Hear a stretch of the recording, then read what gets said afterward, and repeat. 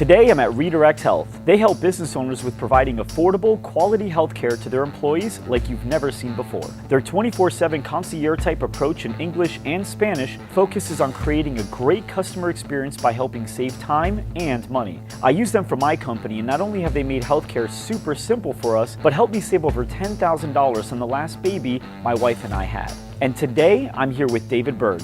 He's the co-founder of Redirect Health, as well as the founder of several other businesses, and he's on a mission to fight healthcare. In fact, he wrote a book called Fighting Healthcare. He's been a personal mentor of mine for over 3 years and has been super successful in business because of the way he looks at business, customers, and even his competitors. If you own a gym or you need a gym, this is your guy. My name's Mike, and I help fitness studios that are ready to take action, work hard, and grow their studios. In this very saturated industry, there's tons of competition, but the opportunities are incredible. We'll cover the most common challenges in the fitness world and invite guests in the show that have learned to overcome them and share their strategies with you. This is the GSD Show. All right, Dave, so thank you so much for joining us on the GSD Show. For those that are watching, Dave has been a mentor of mine for quite a long time now. Actually since about 2013, and you were assigned as my mentor, and then I was reassigned, but I just kept hanging on to you because I got so much out of you as well, in so many different areas. And I think out of all the things that I've learned from you, the thing that I've gotten the most value in is why I do what I do, and as well as taking care of my people, the customers, and really just understanding what the business should really be about.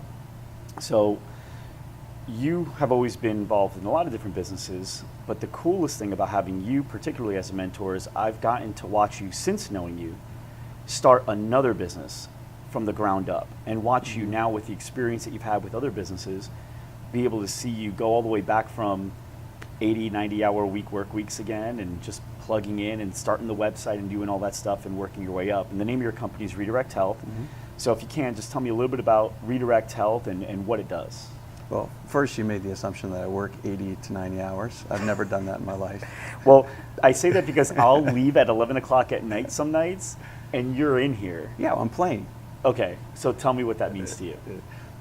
That means that I know that if I stick with the things that are energizing for me, I'm going to have a lot more of my best stuff to give to it. And work just doesn't sound fun. It sounds draining. Right, and you're right. I don't know I can work more than an hour or two a day, but I can play for 20 hours a day.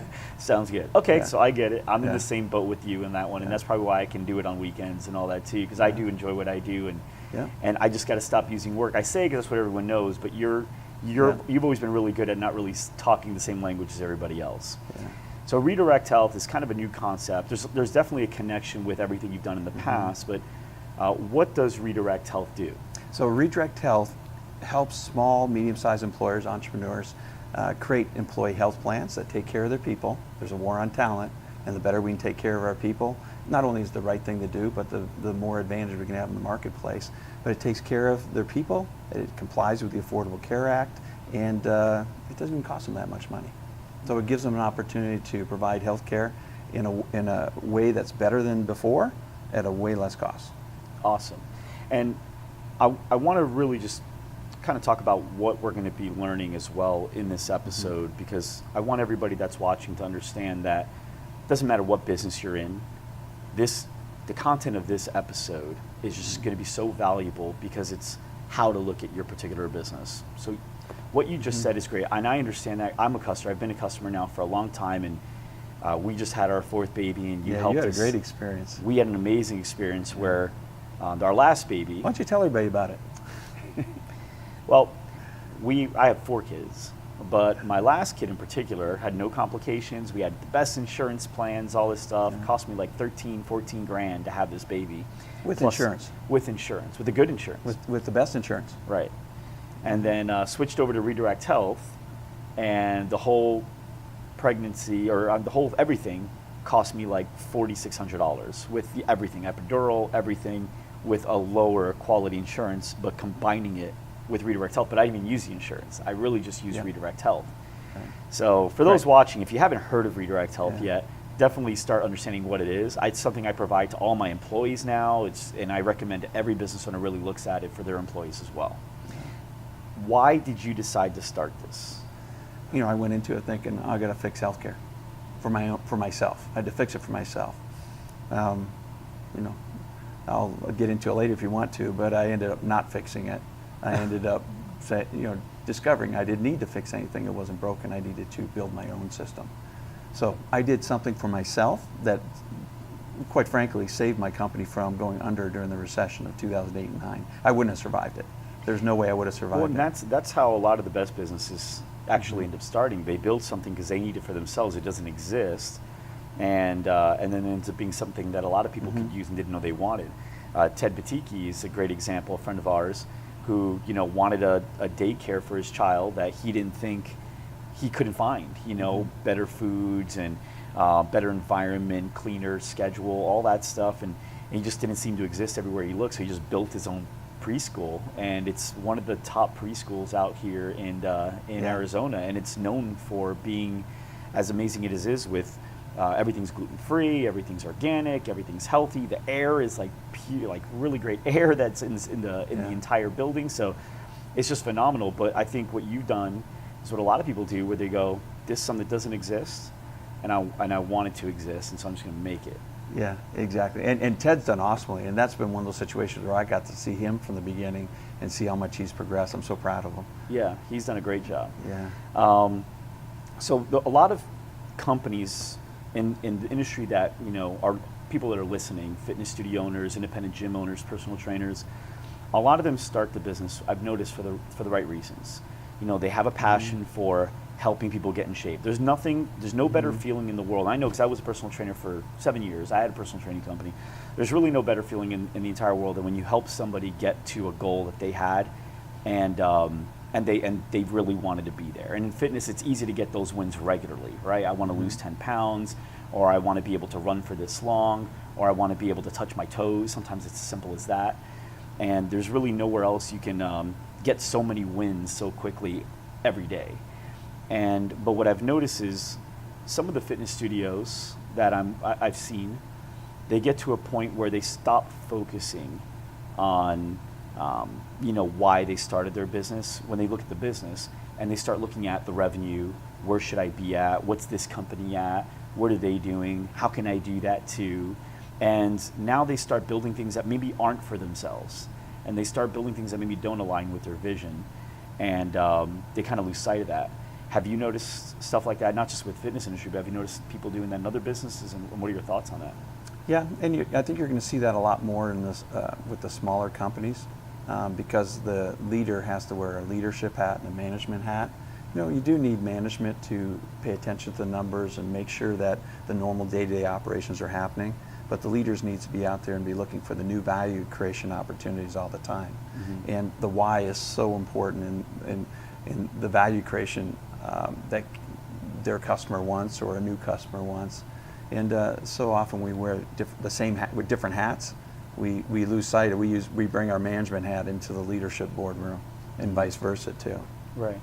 And you told me once, I asked you, I'm going to ask you to remember what you said. Yeah, good luck. I know, you seem to never really exactly remember what you said, but I asked you months ago, who are your competitors for Redirect Health? Do you remember what you told me? Yeah, I do. I think I do, because I know how I've answered that question before. I get that question a lot. Okay. And it's usually in the form of, wow, that is so cool. That makes so much sense. And are there other people doing this? And do you have other competitors? And my answer is usually, well, I wish there were. And if you know of any, let me know. And the way I look at it is, we're on a mission right now, and this mission is to help small, medium-sized businesses to be able to provide health care in a very affordable and easy way. And anyone who wants to help me do that is a friend. So I'll tell you right now, any insurance company wants to start providing health care and making health really easy and affordable, they will be my ally as well. But as soon as, and similarly, any doctor or hospital or pharmaceutical company that wants to make healthcare more expensive or more complex, or wants to add some overpricing component to it and not be a fan of transparency, they're not an ally. Those are your competitors, because you're really hurting your mission. Exactly. They're making it difficult for your mission to succeed. They're slowing us down. So what you're saying is, because one of the things we hear all the time is, I own a CrossFit, and somebody just opened a CrossFit right down the block for me. And on top of that, there's a functional gym, and then there's a personal training company. So what you're saying is, if Changing Health, very similar to Redirect Health, let's say a company called Changing Health opened up a block down the road over there, you wouldn't feel threatened by them. I'd help them. Yeah, I'd say, okay, here are the reasons why we did what we did. What do you think? And collaborate with them. I don't know so much it's help as it's collaborate. But Because I want to get stuff out of them too, right? If we're both on the same mission, let's collaborate and let's figure out how to help each other get there faster. right, Right? And you talked about fitness. If the real mission is to help people get fit, why do you care if there's 16 more shops around you doing the same thing? If that's really your mission, It's a great and it's kind of when we start thinking about competitors, it tells us that even though we might verbalize that this is our mission, we're acting as if our mission is to grow our company. And I'm not saying there's anything wrong with that. Go ahead and do it, but there's a little bit of incongruency that we all have in our lives, and sometimes just being aware of it will help us through it. we talked about that Saturday, a couple days ago. We had a great conversation on the phone. All of our conversations are great, so I could have just said we had a conversation on the phone. But you and I talked, and I brought up this show because I wanted you to be on here because, it was something that I was really talking about in a previous episode, and this weekend just had a lot of things made me think about it.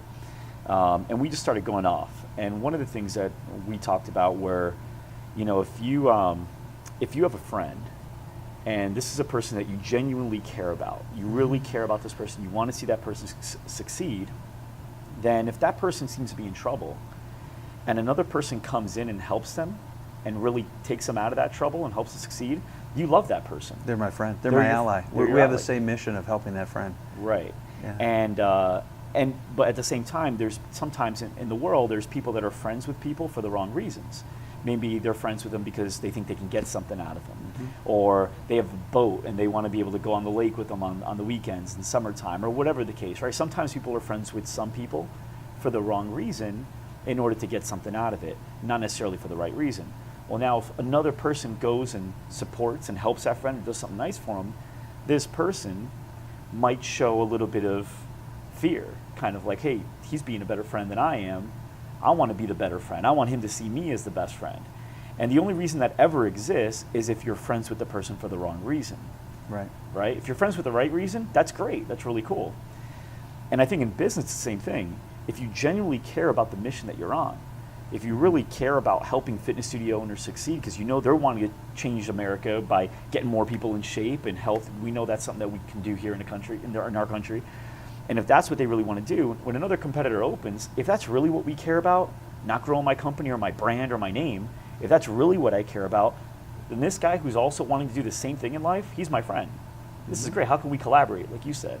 Yeah. But if we're in it for the wrong reason, if I'm just starting this business to be able to build up my name, I'm the guy that wants to be speaking at conferences, I'm the one that wants to be here, I'm the one that wants to be there, well then now when this person comes in, it poses a threat.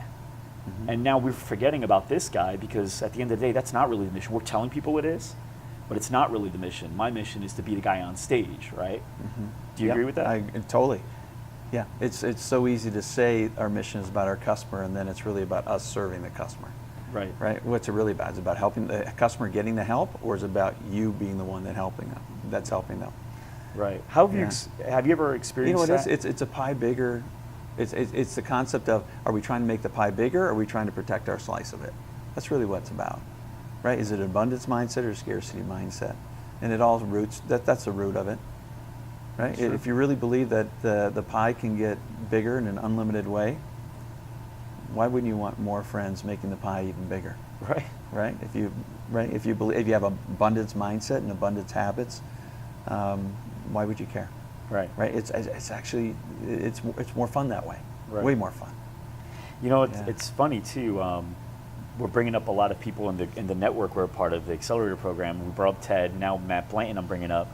Matt texts me this I'm very week. proud of him too. Matt's done amazing. Yeah. And Matt's a good friend of mine, but he just started I don't know if you know this, but he just opened up a gym. So he bought a gym. So now he's in the process of building it all out. And he's already talked to me. He wants us to help him with the marketing, and that's great. He texted me on Saturday and said, hey, what do you think of these guys? And the company's name is Barbell Shrugged. And I've actually heard really, really What's great it called? things. Barbell Shrugged. Shrugged. Oh, Shrugged. Yeah. Okay. Actually, it's called Barbell Logic, and then Barbell Shrugged is where he heard about them. As in Atlas Shrugged? No, No? but I know, remember that book. That's a good story. But I heard of them. I saw their demo and I went through, and I think they're actually a really great company. There's a little overlap between what we do, but there's a lot of stuff that they do that we don't do, and vice versa. But I told Matt they're great, they're awesome. If you get a chance to talk with them, let them know I'd like to meet with them as well, and we're going to collaborate for Matt. And the cool thing is, yeah, we're going to have some overlaps. We're going to have to probably decide, okay, which one of us is going to do this piece. But Matt, the customer that we really want to help, he's going to get the best of both worlds, because he's getting for sure this piece, the stuff that either of us can do, but he's also going to get the piece that I can do that this guy doesn't do, and he's going to get the piece that he does that I don't do. Yep. Remember this: if you ever, if anybody ever loses the bid for a client, and what a perfect opportunity. And a competitor, right? Competitor goes and gets it for whatever reason. If you were to help that person have an easier job with the person who just won the work, what do you think they're going to remember 2 weeks later, 2 months later, 2 years later? The guy who actually did the work, or the guy who made it easy to do the work? And when they're talking to somebody about digital marketing, in your case, who do you think they're going to recommend? The person who did the work for them, or the person who helped them get the work done really easily? Right? It's just when you collaborate and your mission is really to get your friend the help, if that's really what your mission is, we all want to reciprocate. Right. Right? So when I promise you, in that situation, you're going to get more recommendations from your friend than the person that actually did the work. And and there's another section to that too. The competitor, right, quote unquote competitor, is going to think of you in a very positive light as well. Because they can see what's been happening. Jay Feitlinger, another guy. Wow, we're bringing up a lot of accelerators. This has never happened in episodes. Yeah. But he actually approached a customer of mine. I actually haven't coached Jay, and I was a little disappointed when he got into EO, because I thought I would miss my opportunity. But I've got to talk to him so many times since, and he is a cool guy. No, he's very smart. And he actually approached one of my current customers, not knowing it was a customer of mine. Customer forwarded over the email and said, hey, what do you think about this company? Is there any overlap? And I said, I know the guy very well. It's a great company. This is what we're doing. This is what he can provide. And he ended up emailing String Can, Jay's company, and Jay ended up responding back. Actually, I know Mike and the guys over at Loud Rumor. They're great guys. You're in great hands. Just let us know if there's anything we can do to help support you guys. And that was great, right? But these are two competitors, right? He's an agency. I'm an agency. We both are clearly going after the same customer. Here are two competitors complementing each other. Think about the customer and how he feels. Yeah.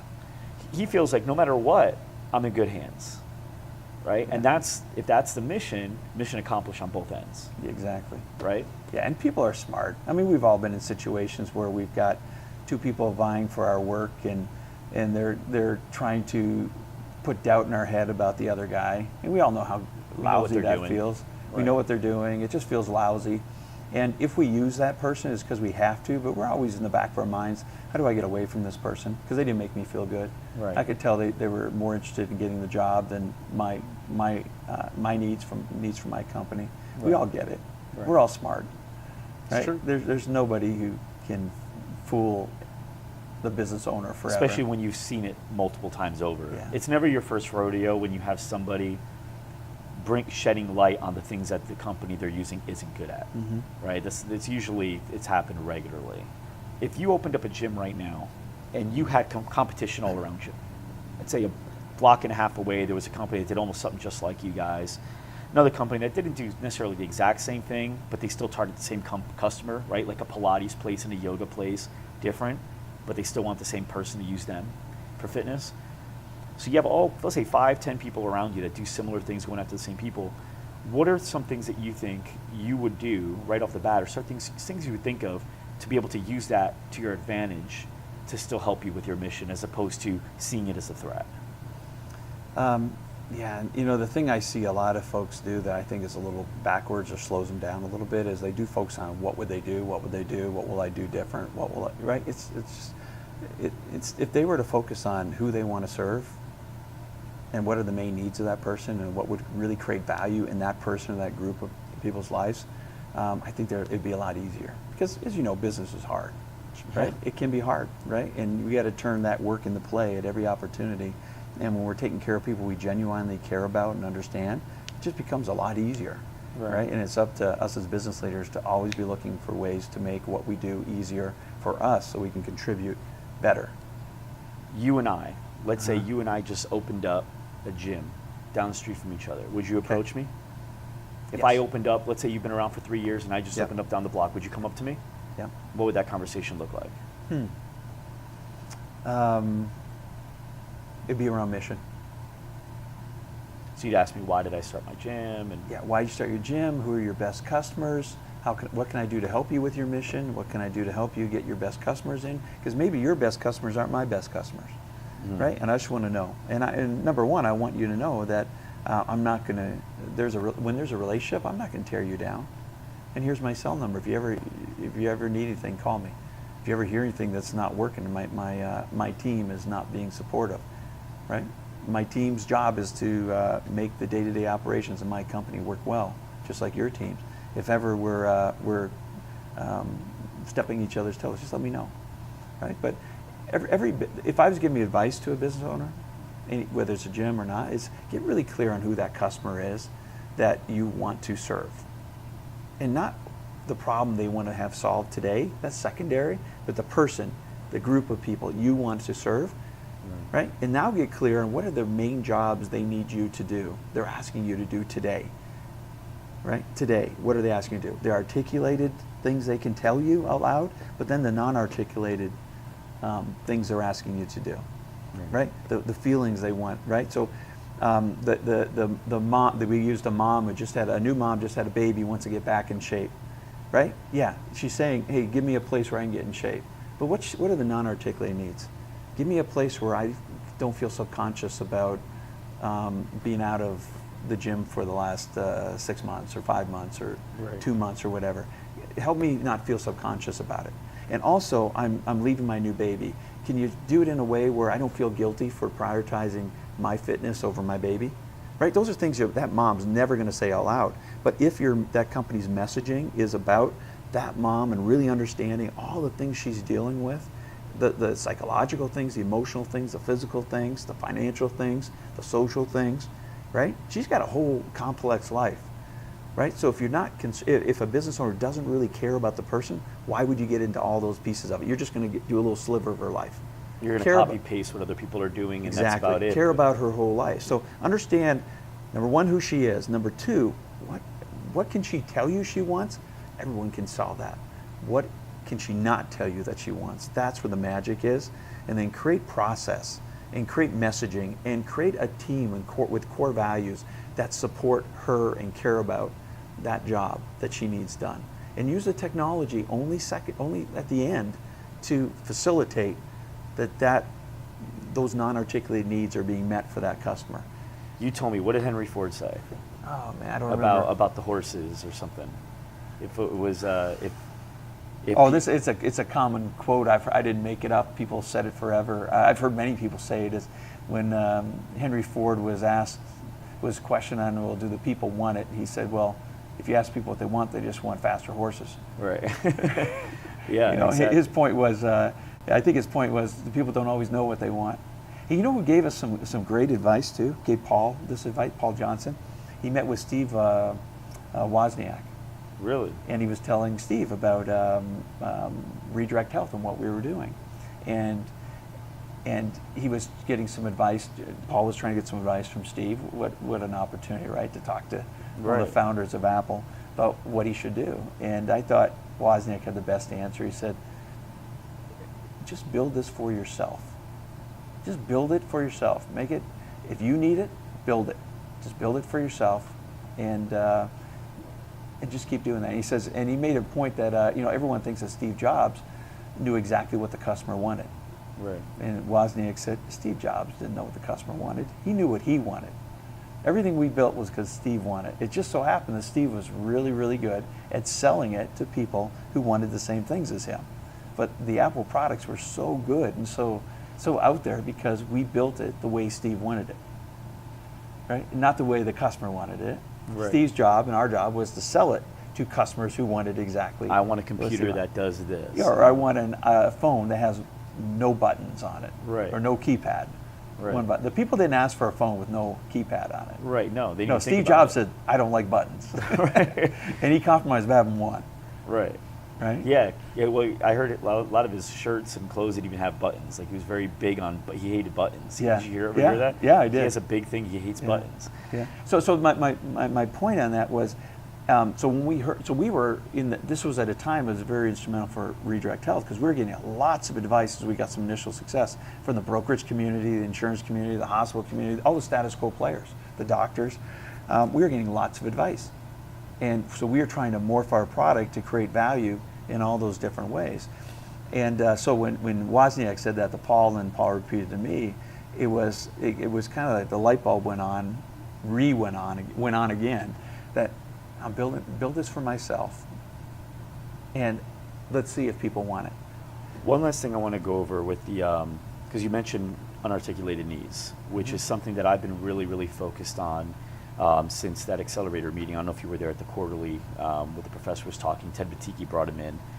And Ted has done a great job. So for anybody watching it that doesn't really understand what an unarticulated need is versus an articulated need, I'll give you a great example for Ted. Ted owns that daycare preschool, and every mom comes in saying the same thing.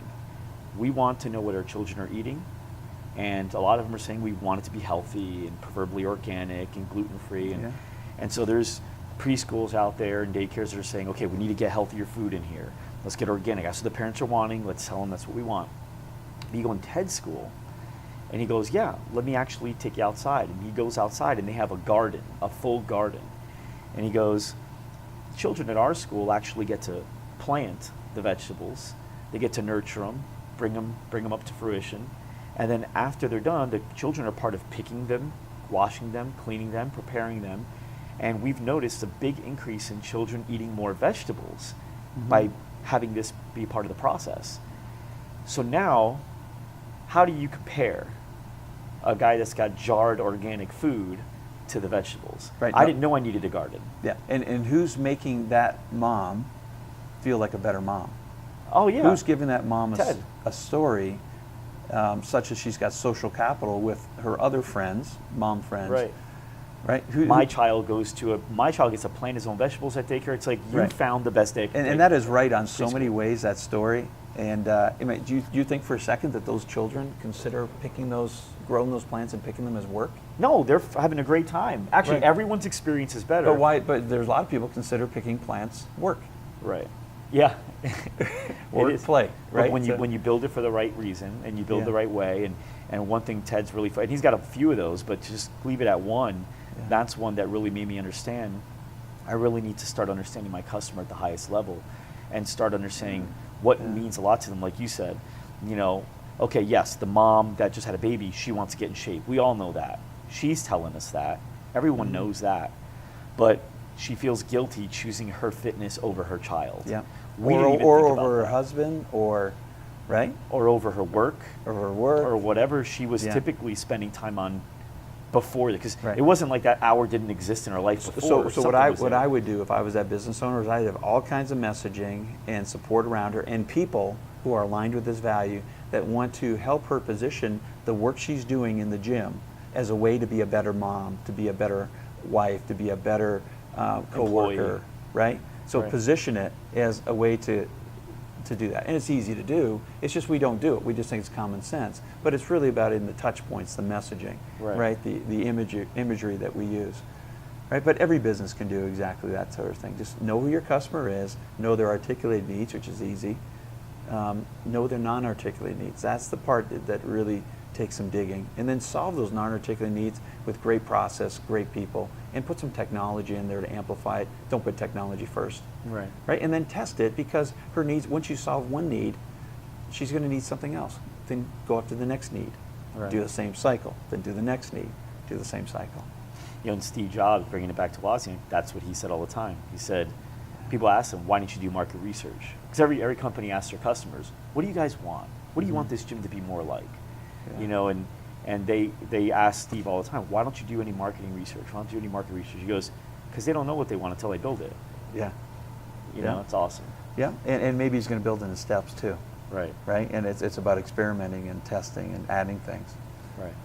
Cool. Yeah. Hey man, I really appreciate the time on the show. Obviously, I know you're truly busy, all doing stuff and building this business, but it means a lot to me. You were able to take some time out and share your wealth of knowledge with some of the people watching. I know they're going to get a lot of value out of this. Oh, my pleasure. Welcome to our office. Oh yeah, we're actually. Thanks for being a fellow disruptor.